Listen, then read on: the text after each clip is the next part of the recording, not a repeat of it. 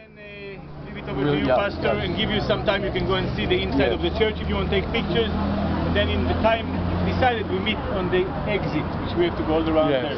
This is the way we go. Before we do that, notice, guys, all those ancient trees.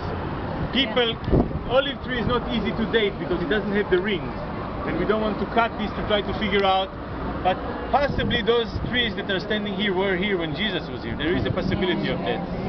But the amazing thing about an olive tree, maybe this is why God chose it as its symbol. He is a natural olive tree.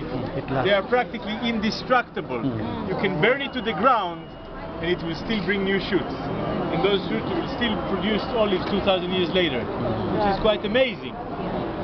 In any case, down somewhere in this area was the place that we call in Hebrew Gat Shmanim.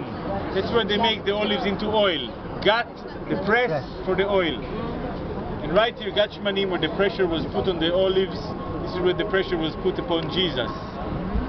We don't have actually the physical location. We're not quite sure 100% where the exact spot was. But back in the Byzantine era, somebody decided it was down there, and an early Byzantine church was built there. Destroyed 614 by the Persians.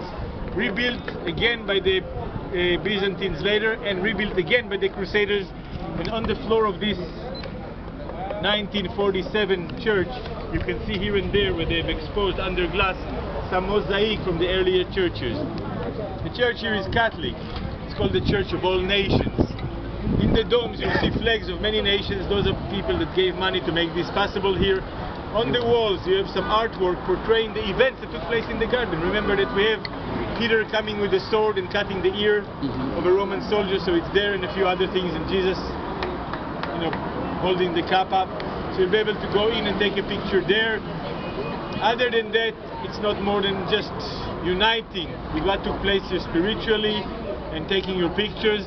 Also a very good place to take the closest pictures we can of the eastern gate across the street. You might want to do it from the stairs later than that. I think you want to do it, brother. All right. So we'll give you a few minutes if you want to go in.